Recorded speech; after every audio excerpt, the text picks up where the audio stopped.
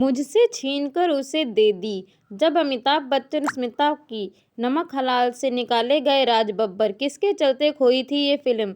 आज आपको इस वीडियो में ये पूरा किस्सा सुनाएंगे। उससे पहले हमारे चैनल को लाइक शेयर एंड सब्सक्राइब कीजिए और वीडियो में अंत तक बने रहिए कि कैसे हुई थी राज बब्बर और अमिताभ बच्चन की फाइट। राज बब्बर ने साल 1977 में अपना करियर शुरू किया था और अपने करियर में कई बेहतरीन फिल्में भी दी थी, लेकिन इस दौरान कई बेहतरीन फिल्मों के ऑफर उनके हाथ से निकल भी गए। एक ऐसी ही फिल्म थी जिसमें राज बब्बर को हटाकर मेकर्स ने अमिताभ बच्चन को साइन कर लिया, जिसे लेकर अभिनेता ने अपनी नाराजगी भी जाहिर की थी। राज बब्बर की गिनती बॉलीवुड के उन अभिनेताओं में की जाती है जिन्होंने अपने हर किरदार को बहुत ही शिद्दत के साथ निभाया है। वह कभी भी हीरो बनकर दर्शकों के दिलों पर छाए तो कभी विलेन बनकर। खास बात तो ये थी कि कभी राज बब्बर के साथ इमेज बांधकर नहीं, क्योंकि उन्होंने अपने एक को एक इमेज कभी बंधने ही नहीं दिया। उन्होंने अपने हर किरदार की छाप दर्शकों के दिलों पर छोड़ी है। अपने 45 साल के हिट करियर में राज बब्बर ने कई हिट फिल्में दी, लेकिन दूसरे एक्टर्स की तरह उनके साथ भी कई बार ऐसा हुआ कि जब वह जबरदस्त फिल्में उनके हाथ से निकल गईं। इंसाफ का तराजू में जीनत अमान के साथ फिल्माया सीन आज भी लोगों के जहन में बसा है।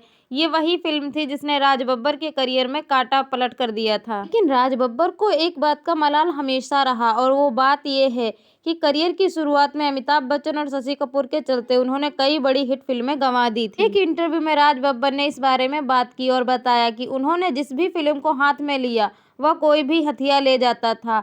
एक फिल्म तो ऐसी थी जिसके लिए राज बब्बर ने साइनिंग अमाउंट तक ले लिया था, लेकिन अचानक उन्हें बिना कारण बताए ही इस फिल्म से बाहर का रास्ता दिखा दिया गया। ये फिल्म उनकी जगह अमिताभ बच्चन को मिल गई। ये फिल्म शक्ति थी जिसमें अमिताभ बच्चन के साथ स्मिता पाटिल भी नजर आने वाली थी। राज बब्बर ने कई ऐसी ही फिल्मों के बारे में बताया। ये फिल्म भी अमिताभ बच्चन स्टारर नमक हलाल की तरह ही थी। इस फिल्म में अमिताभ बच्चन के साथ विनोद खन्ना को लिया जाना था, लेकिन इसी बीच विनोद खन्ना ने इस फिल्म को अपने संन्यास का ऐलान कर दिया था। ऐसे में डायरेक्टर प्रकाश मेहरा ने फिल्म में राज बब्बर को लेना चाहा। मेहरा ने राज बब्बर को फ़ोन किया, लेकिन राज इस कॉल से खुश नहीं थे और काम से डरे हुए थे ज़्यादा थे, जिसकी वजह से उनके पिछले एक्सपीरियंस थे। लेकिन राज बब्बर के साथ फिर से वही हुआ। उन्हें प्रकाश मेहरा ने जो ऑफर दिया वह शशि कपूर के खाते में चला गया। ये फिल्म नमक हलाल थी जिसमें राज बब्बर अमिताभ बच्चन, परवीन बॉबी, वहीदा रहमान और स्मिता पाटिल के साथ स्क्रीन शेयर करते, जो बाद में उनकी पत्नी बनी। राज बब्बर इस बात से बेहद निराश हो गए कि उन्हें फिल्म से अचानक निकालकर शशि कपूर को ले लिया गया। जब राज बब्बर बने सलीम जावेद की स्क्रिप्ट के हीरो, कभी अमिताभ बच्चन तो कभी शशि कपूर ने ऐसे छीन लिए थे उनसे रोल। राज बब्बर का फिल्मी दुनिया में कोई गॉडफादर नहीं था। वे दिल्ली से मुंबई अकेले आए थे। जब जावेद सलीम ने उन्हें एनएसडी के एक प्ले में एक्ट करते हुए देख लिया था तो उन्हें मुंबई बुला लिया था। राज बब्बर ने बताया कि फिल्म उनकी इंस्पिरेशन से दारा सिंह थे।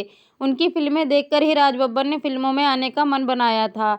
बाद में उन्होंने दिलीप कुमार की फिल्में देखी और मोटिवेट हुए, फिल्मी दुनिया में एंट्री मारी। राज बब्बर ने एक किस्सा बताया जब सलीम जावेद और अपने लिखी हुई स्क्रिप्ट में मेन हीरो का रोल डाला था, लेकिन बाद में कुछ ऐसा हुआ कि अमिताभ बच्चन बीच में आ गए और रोल ले गए। वो वक्त था जब सलीम जावेद की जोड़ी हिट थी। 70-80 के दशक में सलीम जावेद की लिखी हर फिल्म हिट हो रही थी। कहा जाता है कि सलीम जावेद उस वक्त अमिताभ बच्चन को ध्यान में रखकर अपनी स्क्रिप्ट लिखने लगे थे। वहीं शुरुआती दौर में जब ऐसा हुआ, सलीम जावेद ने राज बब्बर को अपनी फिल्म का लीड हीरो चुना। इस बारे में खुद को राज बब्बर ने बताया था। राज बब्बर ने ये किस्सा शेयर करते हुए कहा था, मेरी पहली फिल्म शारदा थी। 500 रुपये में मैंने वो लीड रोल किया था। वैसे उस रील में मैंने सेकंड लीड रोल हीरो का प्ले किया था। सारिका जी मेरे सामने एक एंड में सामने चेहरा नज़र आता है। जितेंद्र साहब जब मुझे पकड़ लेते हैं तो मैं कहता हूँ, नहीं पहचाना आपने? सारिका कहती हैं, ये तो वो हैं जो आधे सेंटेंस का रोल था मेरा। उन्होंने आगे बताया था कि फिल्म शक्ति में मुझे मेन रोल मिला था। ये मौका भी मुझे बड़ी मुश्किल से मिला था। दिल्ली में प्ले करता था तो सलीम जावेद जी ने मुझे देखा, उन्होंने मेरा प्ले देखा, मुझे स्क्रीन टेस्ट के लिए बुलाया। दिलीप कुमार साहब को भी मेरा काम दिखाया गया। फिल्म के लीड डायरेक्टर सिप्पी साहब थे तो मैं सिलेक्ट हो गया। फिर कुछ कमर्शियल हालतों की वजह से फिल्म अमिताभ बच्चन के पास चली गई। मुझे फिल्म से हटा दिया गया, जबकि मैं ये साइन फिल्म कर चुका था। अमिताभ बच्चन ज़्यादा पैसे कमा कर देंगे, बात तो सही है। उस वक्त थे स्टार, मैं उस वक्त नया था। मैंने कुछ भी ऐसा नहीं किया था। मैंने कभी बात मुंह पे नहीं कही। ऐसा ही एक बार मेरे साथ और हुआ था, जब नमक हलाल फिल्म बन रही थी तभी उन्होंने मुझे फिल्म ऑफर की थी। अमिताभ बच्चन के अलावा शशि कपूर वाला किरदार राज बब्बर को मिला था। इस पर राज बब्बर ने कहा, मेरे साथ ऐसे हादसे होते रहे, जो मुझे मिलता वो कोई और छीन ले जाता। खैर, छीन कर नहीं कहूँगा। मुझे प्रकाश मेहरा साहब ने 2 फिल्में साइन की थी। वो मुझे फिल्म से लेकर दिल्ली आए थे। जो मैंने कहा कि मेरे पास रहने के लिए कोई जगह नहीं है, तो उन्होंने कुछ इंतजाम भी किए थे। फिर उन्होंने कहा, यार मजबूरी है, ये रोल नहीं दे सकता तुम्हें। तो मैंने भी कह दिया, ये जगह साल भर में पहले ही छोड़ दूंगा। नहीं तो उन्होंने कहा, कब छोड़ोगे? तो मैंने कहा, 31 दिसंबर 1989 को छोड़ूंगा। रोल ना सही, साल भर के लिए उन्होंने मुझे घर दिया। वो कमरा ही था जिसकी वजह से मैं बम्बई में अपना घर बना सका। एक्टर से राजनेता बने राज बब्बर की गिनती फिल्म इंडस्ट्री के बेहतरीन एक्टर्स में की जाती है। हालांकि करियर की शुरुआत में उन्हें कई छोटी मोटी फिल्में भूमिकाएं निभानी पड़ी। सबसे बड़ा मौका उन्हें दिलीप कुमार की फिल्म शक्ति में मिला था, लेकिन बाद में इस फिल्म में उनकी जगह अमिताभ बच्चन की एंट्री हुई। इतना ही नहीं, अमिताभ बच्चन की वजह से राज बब्बर डायरेक्टर प्रकाश मेहरा की फिल्म नमक हिलाल से भी निकल गए थे। बी.आर. चोपड़ा की फिल्म इंसाफ का तराजू राज बब्बर के करियर की सबसे यादगार फिल्मों में से एक है। इस एक्टर ने फिल्म में कई नेगेटिव रोल भी निभाया था, जिससे करने के लिए कोई स्टार पहले मना कर चुके थे। राज बब्बर ने नेगेटिव रोल को इतनी शिद्दत से निभाया था कि दर्शक उनसे नफरत करने लगे थे। करियर की शुरुआत में राज बब्बर ने लगभग 14 छोटी मोटी फिल्मों में छोटी मोटी भूमिका ही निभाई। उनमें से कुछ फिल्में रिलीज हुई, जिनमें से एक फिल्म थी शारदा। लेख टंडन के डायरेक्शन में बनी इस फिल्म में जितेंद्र रामेश्वरी लीड भूमिका में थे। इंडिया टीवी के इंटरव्यू में राज बब्बर ने कहा था, शारदा में मुझे सिर्फ 500 रुपये ही मिले थे। कहने को तो सारिका के सामने सेकंड हीरो की भूमिका थी, लेकिन फिल्म के एंड में चेहरा नजर आता है। जितेंद्र जब पकड़ते हैं तब सिर्फ इतना ही डायलॉग था कि नहीं पहचाना मुझे, सारिका कहती हैं, बस इतनी सी लाइन थी फिल्म में। राज बब्बर के करियर की इंसाफ का तराजू ऐसी फिल्म थी जिसने बतौर एक्टर उन्हें फिल्म इंडस्ट्री में स्थापित किया था। इस फिल्म में राज बब्बर ने एक बलात्कारी की भूमिका निभाई थी। इस किरदार को निभाने से कई स्टार्स पहले मना कर चुके थे। राज बब्बर ने अपने किरदार को पर्दे पर ऐसा जीवंत किया कि उनसे लोग नफरत करने लगे थे। फिल्म में रेप सीन देखकर लेखक दर्शक देखकर कहने लगे थे, एक्टर को गोली मार देनी चाहिए। रेपिस्ट का किरदार दिमाग में अटक गया था। राज बब्बर ने बताया था, जब बी.आर. चोपड़ा के ऑफिस पहुंचा तो चोपड़ा साहब ने वह एक फिल्म बना रहे थे। जीनत से बात हो गई। जब उन्होंने अपनी कहानी सुनाई तो मेरा दिमाग रमेश के किरदार पर अटक गया। मैं थिएटर के बैकग्राउंड में आया। मेरे दिमाग में हीरो और विलेन वाली बात नहीं आई थी, बस मुझे अच्छे किरदार करने थे। मन ही मन में प्रार्थना कर रहा था कि रमेश का किरदार मुझे मिल जाए। कहानी सुनाने के बाद चोपड़ा साहब ने खुद कहा कि तुम रमेश का किरदार कर रहे हो। जैसे आजकल शादी के लिए लड़कियां देखी जाती हैं, वैसे ही बड़ी हीरोइन किसके साथ काम करेंगी ये देखती थी। पहली मुलाकात में जीनत जी ने मेरे साथ काम करने के लिए हामी भर दी थी। उन्होंने मुझसे कहा, तुम्हें कोई दिक्कत तो नहीं ना? मेरा रोल बढ़िया है, मैं तो करूँगी। जब फिल्म का फोटो शूट रखा गया तब मेरे पास अच्छी शर्ट भी नहीं थी। तब रेनू भाभी, रवि चोपड़ा की पत्नी, ने रवि जी का शर्ट दिया था। उसी शर्ट में मेरा फोटो शूट जीनत अमान और दीपक पराशर के साथ हुआ था। फिल्म के पोस्टर में जो शर्ट दिखता है वही है वह शर्ट। राज बब्बर की फिल्म में काम करने के लिए तैयार हो गए थे, लेकिन अपनी इमेज को लेकर सबसे ज्यादा डरे हुए थे। राज बब्बर ने कहा था, मैंने चोपड़ा साहब से यह गुजारिश की थी कि रेप सीन में कुछ बदलाव करें, इसे विभत्स और खौफनाक बनाने की बजाय थोड़ा नरम रूप दिखाएं। लेकिन चोपड़ा साहब ने अपनी फिल्म के और स्क्रिप्ट को लेकर स्पष्ट थे। वह ऐसा भी कोई भी बदलाव नहीं करना चाहते थे। वह यही चाहते थे कि यह सीन इस कदर भयानक हो कि जब अंत में एक्ट्रेस अपने रेपिस्ट को गोली मारे तो गुस्सा दर्शकों को भी महसूस होना चाहिए। खास बात ऐसा ही हुआ था। फिल्म में रेप सीन की वजह से लोगों ने राज बब्बर को खूब खरी खोटी सुनाई। राज बब्बर ने आपकी अदालत में बताया था, मैं अपनी माँ के साथ फिल्म देखने गया था। इंटरवल में हर आदमी गाली दे रहा था, खासकर औरतें बहुत गालियाँ दे रही थी। मेरी माँ को भी बहुत बुरा लगा। जब हम फिल्म देखकर टैक्सी में गए तो मेरी माँ ने रोना शुरू कर दिया।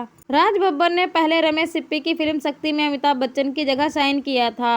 राज बब्बर ने आपकी अदालत में फिल्म शक्ति से जुड़ा एक किस्सा भी शेयर किया था। राज ने कहा था, उन दिनों में दिल्ली के नाटकों में काम किया करता था। फिल्म राइटर जावेद सलीम ने मुझे वह फाइनल किया था।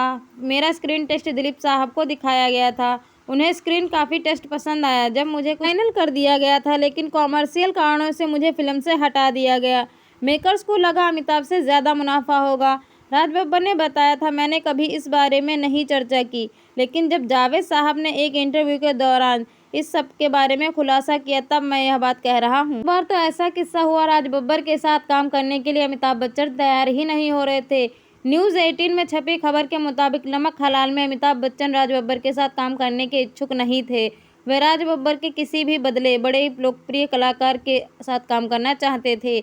अमिताभ के दबाव के कारण प्रकाश मेहरा ने राज बब्बर की जगह शशि कपूर को साइन किया था, लेकिन अमिताभ की इस जिद के बाद प्रकाश मेहरा को बुरी लगी। फिर भी प्रकाश मेहरा ने निभाया था अपना वादा। अमिताभ बच्चन की वजह से भले ही प्रकाश मेहरा ने राज बब्बर के साथ नमक हलाल में काम नहीं किया, लेकिन उन्होंने राज बब्बर को अपनी अगली फिल्म मुकद्दर का फैसला में राजकुमार राठी, मीनाक्षी शेषाद्री और टीना मुनीम के साथ जरूर कास्ट किया था। यह फिल्म 1987 को रिलीज हुई थी। इस फिल्म का निर्माण करण जौहर के पिता यश जौहर ने किया था। जब राज बब्बर रेखा के बीच नजदीकियां बढ़ी तो खूब चर्चे हुए। मीडिया रिपोर्ट्स की माने तो स्मिता पाटिल के निधन के बाद राज बब्बर पूरी तरह से टूट गए थे।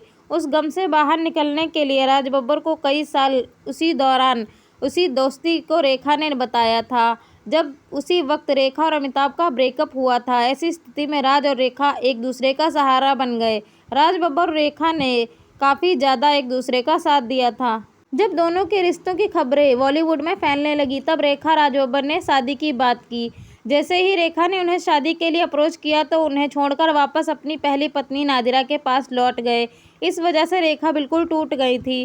राज बब्बर से ब्रेकअप के बाद रेखा ने उनके खिलाफ पुलिस स्टेशन में घरेलू हिंसा की कोशिश करने का शिकायत की थी। उन्होंने स्थानीय पुलिस में राज बब्बर के खिलाफ घरेलू हिंसा की शिकायत दर्ज कराई प्रयास किया था। हालांकि अधिकारियों ने इस घटना को प्रेमी का झगड़ा बताकर खारिज कर दिया और एक्ट्रेसेस को वापस घर भेज दिया था। करियर के पीक पर 63 फिल्में छोड़ दी थी। करियर के पीक पर राज बब्बर फिल्में छोड़कर राजनीति में चले गए। उनकी फिल्म दलाल हिट रही। इस फिल्म में राज बब्बर ने नेगेटिव किरदार निभाया था। इस किरदार से सिर्फ राज बब्बर की खूब सराहना हुई थी, बल्कि इस फिल्म के उन्हें बेस्ट नेगेटिव रोल के फिल्मफेयर अवार्ड से भी नामांकन मिला था। इस फिल्म के बाद राज बब्बर पूरी तरह से राजनीति में सक्रिय हुए थे। इंडिया टीवी को दिए गए एक इंटरव्यू में राज बब्बर ने कहा था, जब मुझे पहली बार राज्यसभा में सांसद बनाया गया तब मेरे पास 63 फिल्में थी। राज्यसभा के अंदर आया तो मुझे लगा यह तो बड़ी जिम्मेदारी का काम है। वहां ऐसे सक्रिय हुआ कि 63 फिल्में छोड़ दी। राज बब्बर ने साल 1989 में जनता दल के इस राजनीति की शुरुआत की थी। साल 1994 से 99 तक वो राज्यसभा के सांसद भी रहे। फिर उन्होंने गुरुग्राम लोकसभा सीट में कांग्रेस से टिकट पर चुनाव लड़ा, जिसमें वह हार का सामना करना पड़ा। सन 2014 में उन्होंने गाजियाबाद सीट से चुनाव लड़ा और तब भी उनकी हार हुई। राज बब्बर पूरी यूपी कांग्रेस में अध्यक्ष रह चुके हैं। वो साल 2004 में फिरोजाबाद सीट से सपा के टिकट पर लोकसभा का चुनाव जीतकर सांसद बने थे। साल 2009 में उन्होंने डिम्पल यादव को फिरोजाबाद सीट पर हुए चुनाव से हराया था।